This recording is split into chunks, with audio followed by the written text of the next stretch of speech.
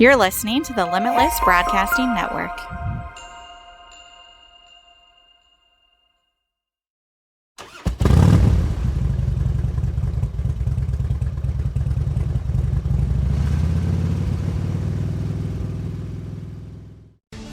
Your whole life can change in an instant. About 50 million adults in the United States have chronic pain, and because of a car accident, Robby is one of them. In their marriage vows, Robby and Sammy promised to stand by one another and provide strength when needed. And lately, they've been facing some of their biggest challenges. Join them as they share the ups and downs of living with chronic pain.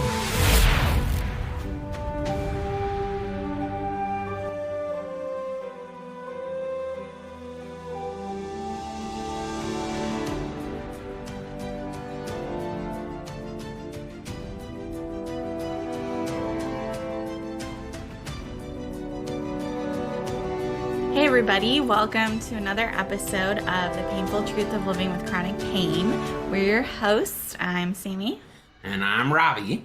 And we are finally going to do the second part of our mental health episode that we put out several weeks ago. Robby is here.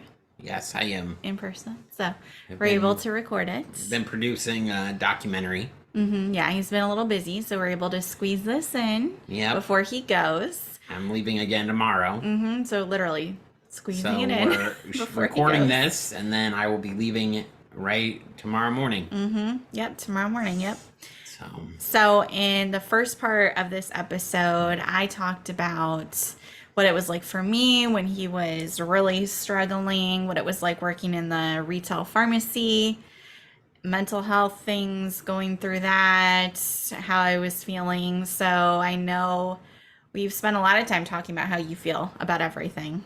Right. Because you've had a lot of things going on. But there's some things that we haven't addressed that you said you'd be willing to talk about now. Yeah. On the podcast. So I thought it would be important to share, especially because we're big advocates for mental health and taking care of yourself and being honest. Yes. About what's going on. Yes. Okay. So I wanted to dive into some of your past mental health struggles. So this will be things before my accident. Before the accident. Way back when. Way back in my other life. The prior life to the accident. My other life. Yeah, before I even knew you. Yes. So to do a quick intro, Robby's dad died. I don't know if you know this. So my dad died in 2006. I think we've talked about it a couple of times. In a car accident. He was on a motorcycle accident. Yeah, sorry. He was killed by a drunk driver. The guy was high on meth, cocaine. My dad was with his motorcycle group, gang group, their club, I would say. They were going, if you were on a two-lane highway road, they were in the right lane. He was coming in the left lane. He ended up crossing over the lane, clipping a couple bikes, and hitting my dad and his girlfriend head on. And he drugged my dad's girlfriend, and the motorcycle under his car for 100 feet. That's crazy. Before he even realized he hit anybody, and before he stopped. That's terrible. My dad was killed instantly at the scene. When I got there, we had friends being airlifted, 2 helicopters, where they were airlifted to a local hospital. My dad's friend Mike was looking for his leg. It's insane. Because when the guy clipped him on his motorcycle, he cut off his leg in the process. So he was literally on the side of the road looking for his leg and screaming for it. So that's horrific. And then it's a wild ride. I had to go and identify the body. After that, it was a big ordeal. Yeah. It was a very big sadness for the family. And you're very, very close to your dad. Yeah, my dad was my best friend. He supported me through thick and thin, and there were a lot of thin moments in my life where it was touch and go. And I'm glad he didn't drop me. I'm glad he didn't say, you know, we can do this a different way. So I'm glad. I'm glad. Yeah. So it was a major shell shock after he died. It was like losing. It was like losing your leg. Losing a limb. Yeah. My heart was broken. I was so depressed. Like, literally, you could brush by me and I would get a bruise. Like, literally, you could just touch me and I would bruise very easily. And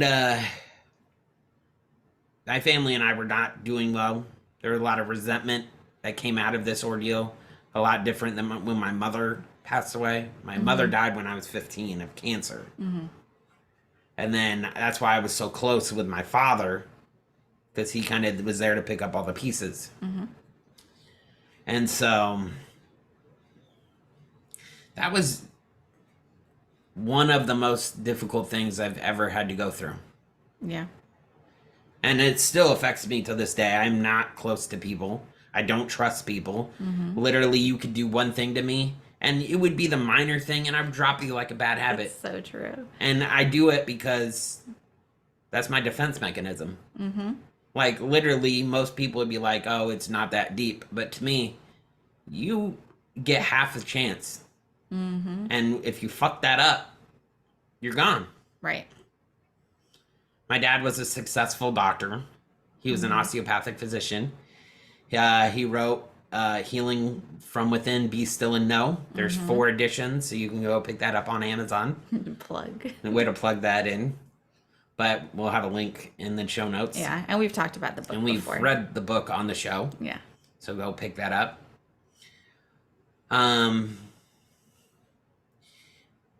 You know, parents' worst fears is having a kid die.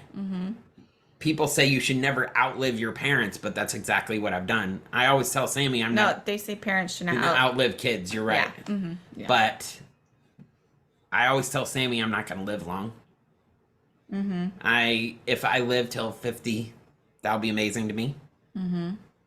Sammy says I'm crazy, but I call it intuition. I think it's pessimism. Or pessimism. I remember a story you told me about your dad and what he had said to you. Why don't you share that story? I remember you telling me a story that your dad had a premonition because he was very... My dad was a spiritual person. Yes. Very spiritual. He had a successful practice. He was an osteopathic physician. People would literally come all over the world to see him, to heal, for them to heal him. Because we've always said, like, osteopaths do whole body healing. Yes. And then some of them can tap even into, the like... spiritual realm. Exactly. Because we're spiritual beings having a physical experience. And that's one thing you need to get, not preaching, but that's one thing you need to understand is we're not meant to be here forever. Right. And as much as that scares even me... Yes. It's the truth that we're spiritual beings having a physical experience. And because your dad was so in tune with his beliefs and, you know, I don't even know how you want to describe it. Keep going. You're doing great. But because he was so in tune with it, he had a premonition that you were going to die young. Yes. And then he said he prayed upon it. Yes. And basically made it so it would not come to pass. Right. And there's 2 things that I find fascinating that happened after that. Like what? Number 1 is that on the day of the motorcycle wreck, you were supposed to go. Yes. And you didn't. I was actually, the day that my dad went on his ride, I was actually at Purdue the night before. And I was drinking with my sisters and a couple friends, and I was wasted. And I called him and I told him, look, I can't go. I'm drinking. And he said, I love you. Be safe. I'll see you tomorrow. And that's how his girlfriend, Maria, got to be on the bike with him. And I do carry some guilt around about that, It's like survivor's guilt. Maria, my dad's girlfriend, her husband, she was divorced. Well, actually, she wasn't divorced. Her husband died of cancer. Mm-hmm. That's why she was single. Mm-hmm. And then when she had 7 children, mm-hmm. and I always liked Maria. Mm-hmm. I remember the first time I met Maria, I applied for a salesman position at Bill Estes Chevrolet, and they turned me down. Mm-hmm. And I remember going home and being so upset and complaining to my dad mm-hmm. about it. And the first time I met Maria was there, and she was just so nice. Aww. And she was like, "It's okay. I have nothing but good things." I didn't know Maria very well. Mm-hmm. I thought I had the time to get to know her more. Mm-hmm. But I have nothing but good things to say about her. She was so sweet. Mm-hmm. She was just happy-go-lucky. "Hi, Robby. How you doing? Mm-hmm. How are things? How's school going?" All of that. Mm-hmm. And she was just so nice. I'm sorry, our dog is give me just one bumping the camera. I need you to come this. Okay, sorry. So, life of German Shepherds. She was great. And I know her family blamed my dad for the accident, but I can understand why. Mm-hmm. Because they were abandoned too. Mm-hmm. I mean, because she was it for them. Right. And then when she was on the bike, and it was just an easy thing to do, was to blame my dad. Right. But hindsight is always 20/20. It wasn't his fault. No. Mm-mm. And I remember going to Maria's funeral, and if you walk into a party, you've seen those scenes in movies where the record just skips or it stops, scratches. Mm-hmm. That's what it felt like. Mm-hmm. Everybody looked at us like, "I can't believe you're even fucking here." Yeah. But I didn't go for them. I went to pay my respects to Maria. Right. And to make sure she rested in peace. Mm-hmm. And that's why I went. Mm-hmm.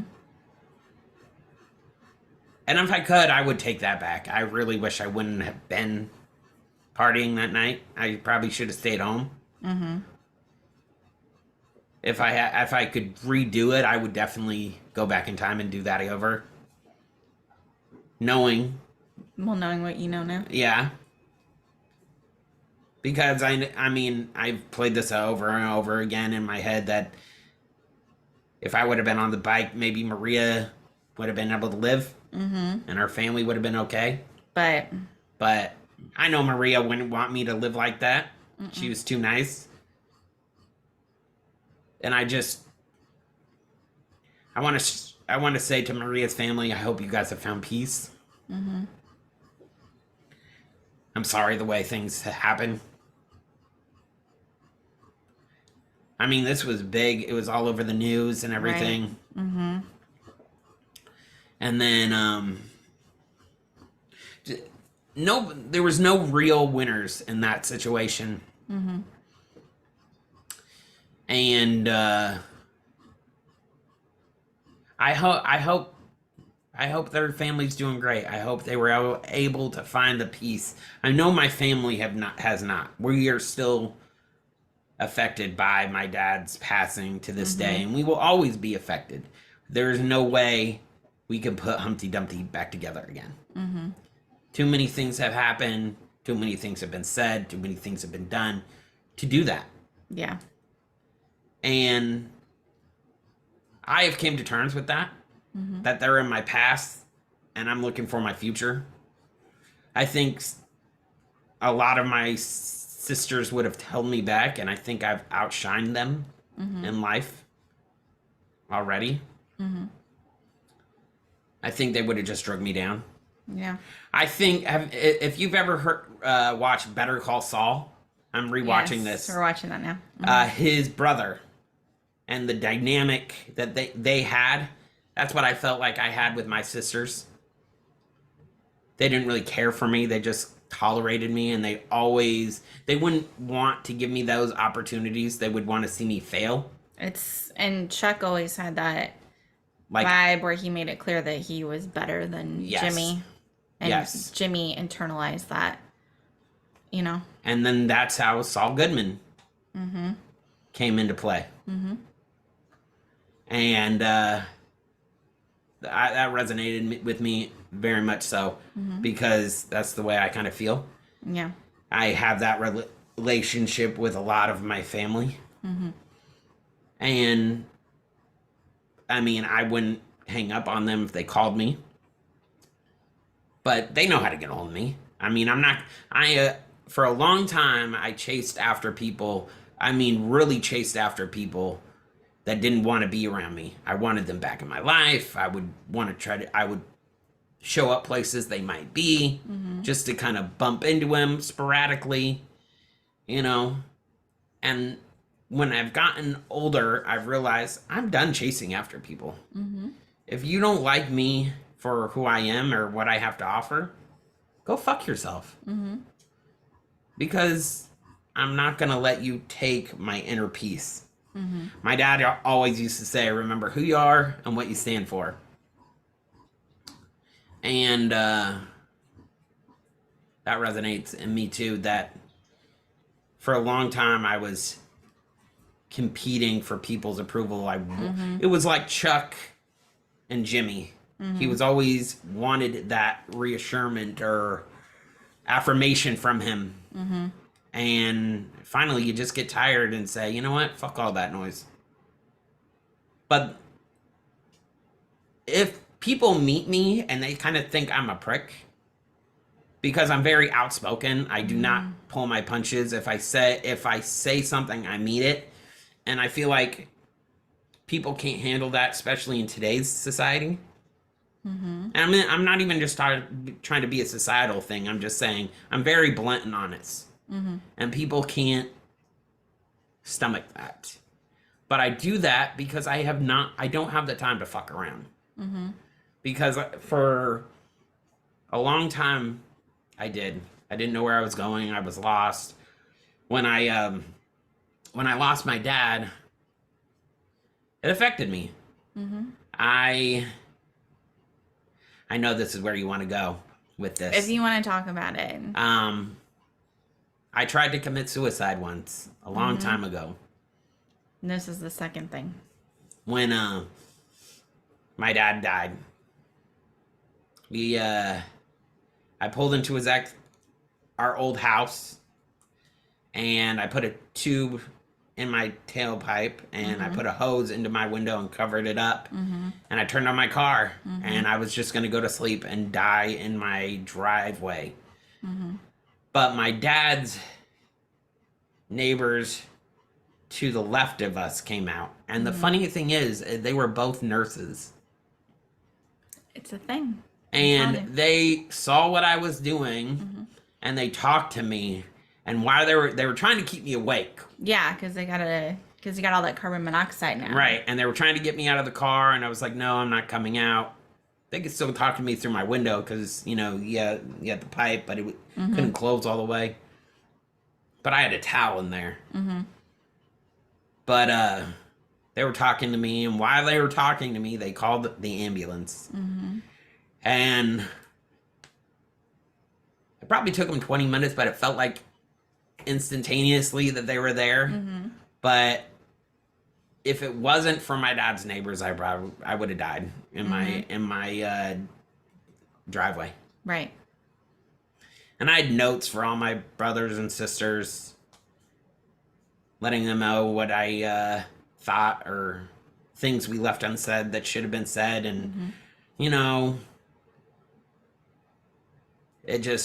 it was a hard time in my life, and I just literally couldn't go on anymore. And then, I'm grateful for them for giving me a renewed sense on life. Second chance, if you will. Another thing is I think about it and I wish sometimes I would have went out. It just that was an interesting time. I lost so many people. It's so quick. People I thought that would be there for me forever. People that said they would be there for me no matter what, thick and thin. And then when things got thin, they jumped ship. Yep. Even when I tried to reach out to them and say, "Hey, let's fix this," they still jumped ship. So after that, I got some help, got a little stronger. Things got built back up. I ended up going to LA after that, not too long after that. It's been so long ago, I have to actually think about it because it's like another life. Yeah. So many other things have happened to me besides this. I mean, you would think that was my bottom, like that was me hitting bottom, but more things happened to me. And then it took me a while to rebuild, to get things going again.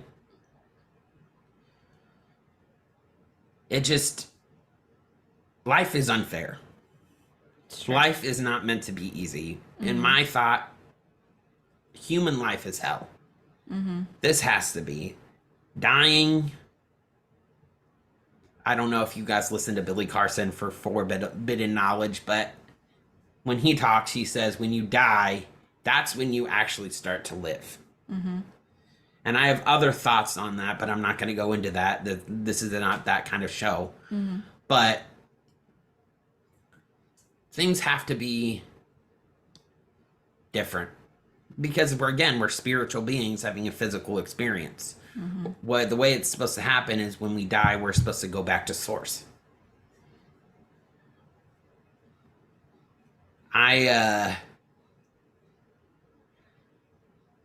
I've seen my mother pass away from cancer. I remember when I was younger going to her hospital room and she had a tube in her nose down into her lungs. And in the back, it was like these tubes of snot. Ugh, yeah. And that forever will stick with me. Yeah, to keep her lungs clear. Yeah. And it was just like green bile. I was like, like all the tar and everything because she was a heavy smoker. Oh, yeah. I didn't even think about that. And that forever will stick with me walking in there. That sucks too. And I remember when my mother died, all my family was around and she reached up before she died with her last breath. She reached up to my brother and said she loved him, kissed him, laid back down and died. And I always remember being like, damn, I wish that was me. I bet everybody felt that way. And I think so too. But I didn't actually know my mother. Like, my mom has been gone for so long that she feels like a distant dream. And people say, I don't know, you've lost your dad, but I feel the more time goes on, you kind of forget what they sound like. Yeah. And you start thinking, oh my goodness, you start thinking about it, but it's a thing you do. Maybe not everything, but you do forget what they sound like or what they would be like. And my mom has been gone for over 20 years. And she's like a distant memory.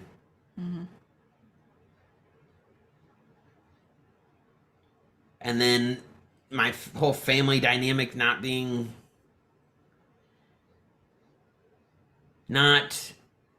it just didn't end well.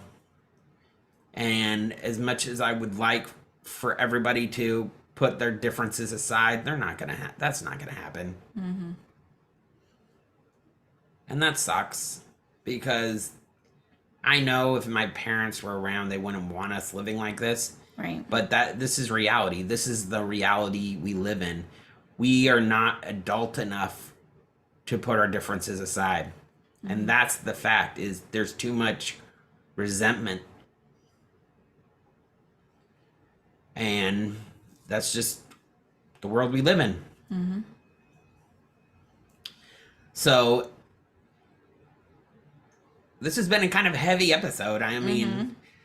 Yeah, I knew it was gonna be. This is kind of a lot. A Debbie Downer. Mm-hmm. But I think it's important because there are other people out there who are where you were and can't see the light at the end of the tunnel. No, and to know, okay, you know, he did it, so maybe I can too. And the important thing is that whether you wanted to or not, you did get help. Yeah. In a hospital, so it wasn't my choice. I was kind of forced upon. That happens sometimes. Yeah. It took me a long. I was institutionalized for a minute, but I could have gotten out a lot sooner. But I ran my mouth. Imagine that. And they literally pump you up full on the movies. When you fuck up in there, they pump you full of drugs, and they definitely will do that. Mm-hmm. They will make sure you're docile, like you're drooling outside of your mouth. It's kind of terrible, though. But that's exactly the way they deal with things. I know when I was doing my rotation and we were doing the psych rotation, did they make you go to like a group therapy thing? Yeah, because I know that was a big thing we got to sit in on sometimes. Yeah. Where they did group therapy. You have one-on-one therapy. Mm-hmm. You have time to reflect, like quiet hours. Mm-hmm. And then you have free time in there where you watch TV or play games or whatnot. It's kind of like a stress center. Yeah. Mm-hmm. But they have psychiatric doctors in there, and if you're in there, they're not just going to let you leave until they know you're better. Right. Mm-hmm. They want to make sure you're okay. And so it took a while for me to actually be released, because I just wouldn't stop running my mouth. Mm-hmm. And it almost feels like another life. Yeah, I can imagine at this point. I mean, I guess the thing in life, you gotta always look forward, because I've spent a lot of time in my life looking backwards and being like, what if I could have done this? What if I could have done that? What if I could have said this? Mm-hmm. And I'm realizing people have choices. Mm-hmm. You can't make up somebody's mind to have them hang out with you. You can't you can't make up somebody's mind to be with you, or, you know. Mm-hmm. And once you come to realizing that, it's easier to move on. Yeah, I do think back and I still miss these people. Right. But it's not as heavy as it was on my heart. Like, I was carrying it around for years. Like, there was a part of me that I just couldn't even talk about, because my heart would break and then shatter. And I know you just, like, suppressed a lot of feelings for a while, and then you had the car accident. Yeah, and it kind of, like, jostled it loose. I don't know. When I went through my car accident, it was like starting all over again. Mm-hmm. I went through every emotion I had back then, because I wouldn't let it. Back then, I had so much going on, and I was trying to keep everything balanced that I didn't let it hit me. Mm-hmm. And then when I had my car accident and my surgeries and being sedated, mm-hmm. it just brought it out. I mean, I was so heartbroken. I remember after my first neck surgery that I started drinking a lot back mm-hmm. then. Her and I had she actually gave me an ultimatum. Mm-hmm. I can't remember what you said, but she was like, if you keep doing this, I'm not going to be here. Yeah. And I stopped. Well, because I told you, if you don't care about yourself, then why would I? Right. That's not fair. So she'd be at work. By the time she got home from work, I'd be drunk. And yeah, it was just my accident jostled a lot of things. So there goes the dog. There is hope for people. And if you are, I can't say life gets better. I can just say stick with it. Because every situation is different. And you never know what's to come, you know? Yeah. And I know some people are thinking this is the worst place I can ever be. And I've been in those situations many and many a times.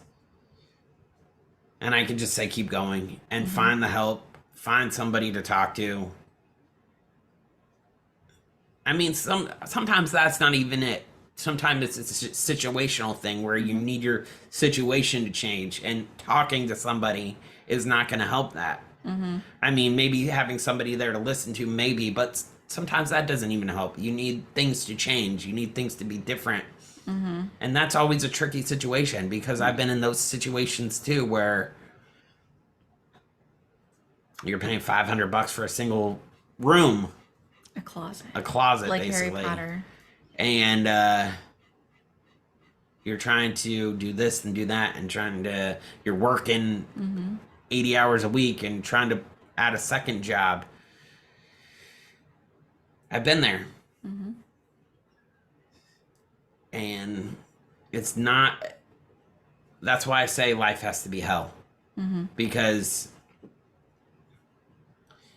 I guess this is a test. The Matrix tests us to get all of our responses. And so.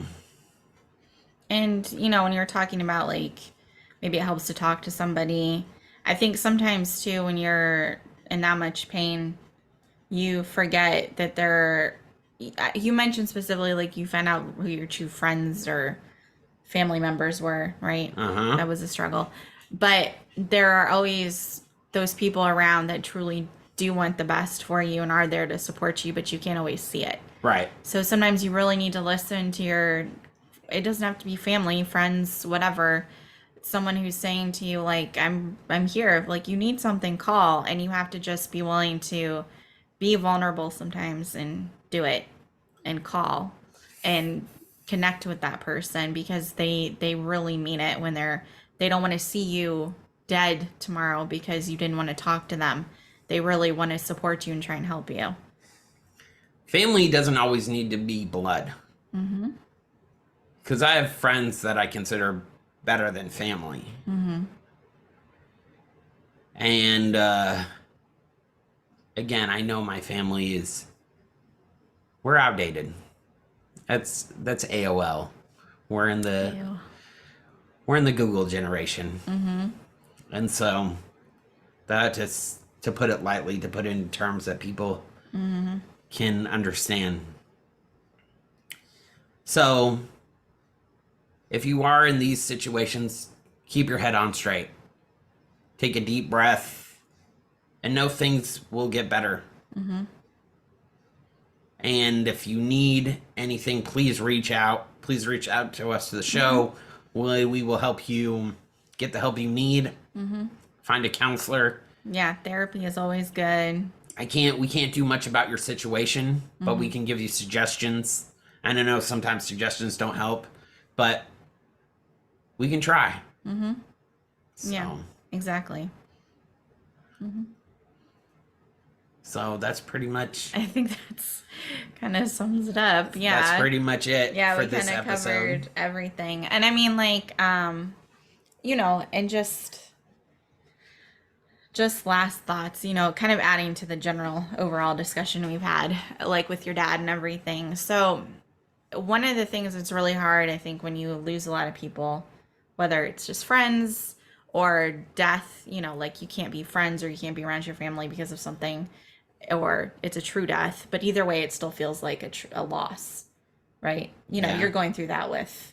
I just lost a friend last week. Yeah. Not death-wise. It's kind of like he died. But it feels like a death. Right. Yeah. So. And just finding your way to navigate that and however you can get through it. So I was just thinking like back to your dad and the whole like spirituality thing, you know, everybody believes what they believe. Right. And it doesn't have to be a cookie cutter right thing, you know, from straight from the Bible, or like his dad it was so different. Like he had a lot of like Native American influences right in his beliefs, and I find it fascinating. It's something I didn't really understand, but when you tell me stories like, you know, he prayed upon it, he thought you were going to die young, and then two things happened, well, three things, because then you got another car accident before this. It didn't mess you up the same way. I mean, you broke some ribs, but you never had any issues from that when I met you. Right. But you know, and the fact that he said I prayed upon it, and then like all these things happen to you where you're like, you really are like a cat at this point in time. With the 9 lives, it just makes you think about those sort of things and like what's really waiting for us and who's looking out for us, and it kind of gives you a comfort, at least for me, hearing those stories about your dad. You know, it provides that sort of comfort, and then you can start to look for your own signs. Right. Whatever it is that you believe. Like I know, like if I'm feeling really stressed out, I'll tend to see the number 717 a lot. Really? Yeah. I didn't know that. Yeah. So if I'm feeling like really, it's like in the morning, at night, it doesn't matter, weekend, whatever, I'll just look and it's 717 and I'm just like, okay, it's my dad's birthday. Oh, okay. So yeah. So it always makes me think of him and then kind of refocus. Even like, you know, at work, like when we do calls and we finish calls, then there's like a little timer on there. When you're doing like your after work, so you can kind of see how long you've been doing it.